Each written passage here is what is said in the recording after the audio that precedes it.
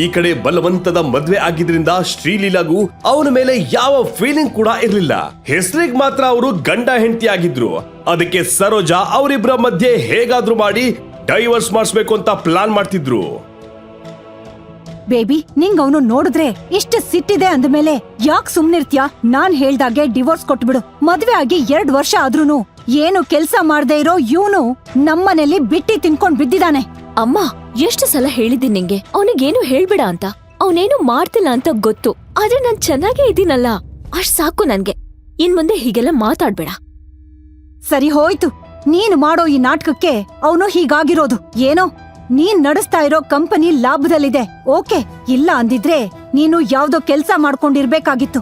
ಆವಾಗ ನಿಮ್ಮನ್ನೆಲ್ಲ ಸಾಕಕ್ಕೆ ನಾನು ಕಷ್ಟ ಪಡ್ಬೇಕಾಗಿತ್ತು. ಅಬ್ಬಾ, ಇವಾಗೇನ್ ಆಗಿಲ್ವಲ್ಲ, ಯಾವಾಗ್ಲೂ ಅದನ್ನೇ ಮಾತಾಡ್ತ್ಯಾ.